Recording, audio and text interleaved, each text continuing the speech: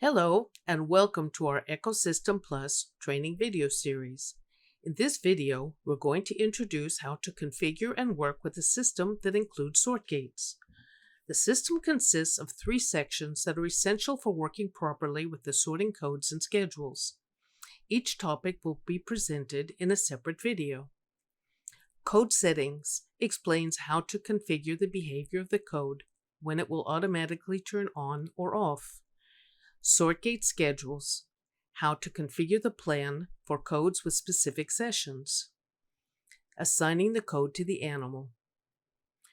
Codes are defined and assigned to animals to reflect various conditions that require special attention.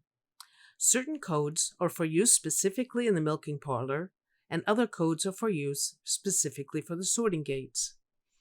Use EcoHerd Plus to define code settings. By default, the codes are activated indefinitely. Only when using the ENGS milking parlor, Code 5 and Code 8 need to be activated in the General Settings auto codes 5 and 8.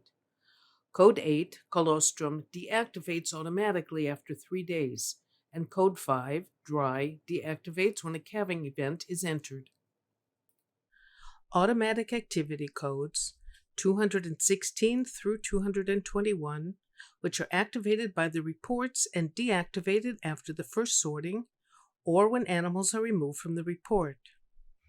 Please note, code 220 is unique as this code is removed from the Ready for Service report following the data entry of an insemination event.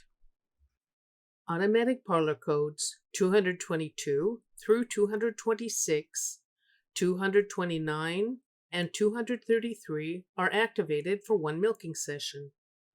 Codes 227 and 228 can be entered manually by the milker as needed to sort the animals.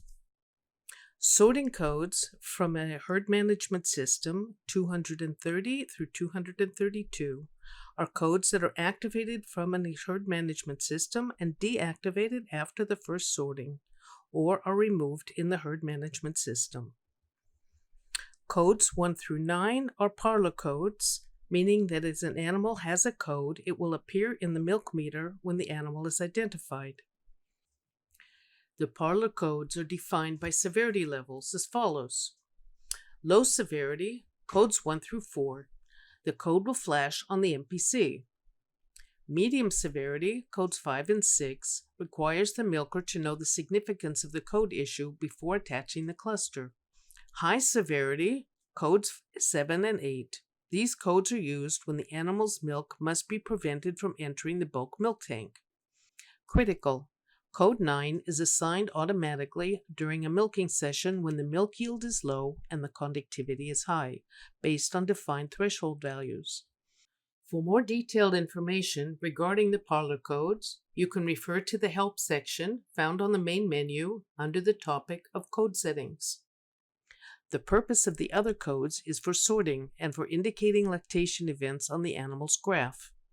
There are sorting codes that are assigned automatically to separate the animal at the sort gate, according to defined parameters.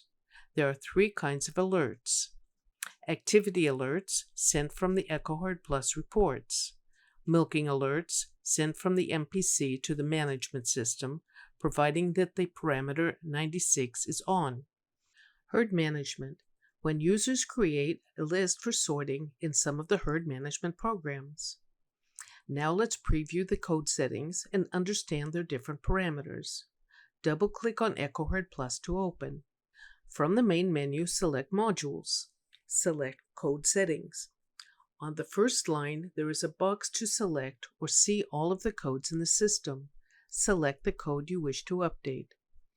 On the second line, you will see the code number and code name.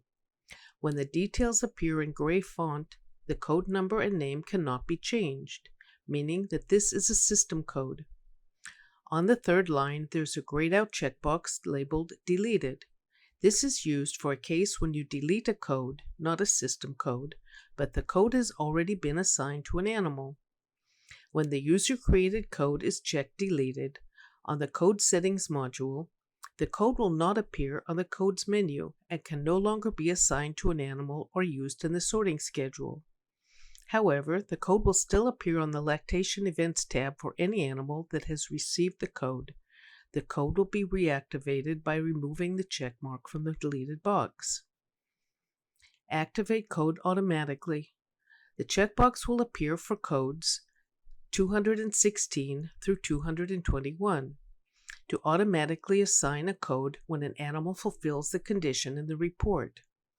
Note, for the other codes, the checkbox will disappear. Next is the expiration frame. Here is where you will select when the code will be automatically deactivated. There are 4 types of code expiration. Never.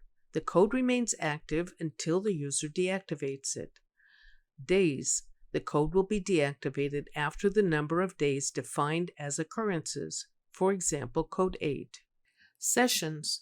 The code will be deactivated after the selected number of sessions defined for occurrences, for example, code 222.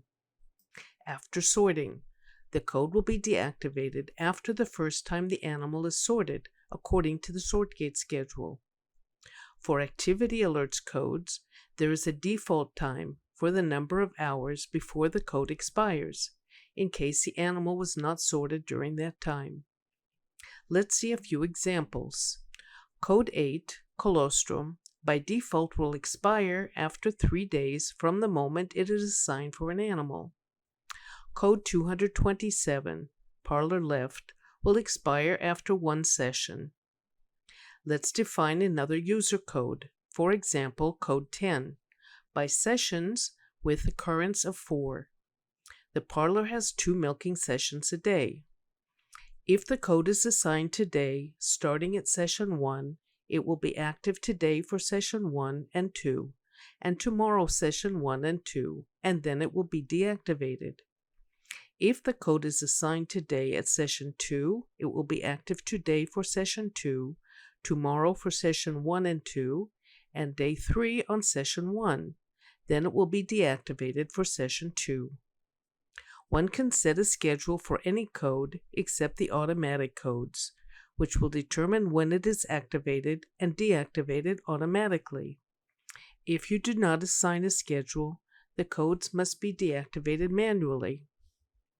This is the end of Part 1 for the topic of code settings of the 3-part SortGate training. We'll meet again for Part 2, configuring the SortGate schedules.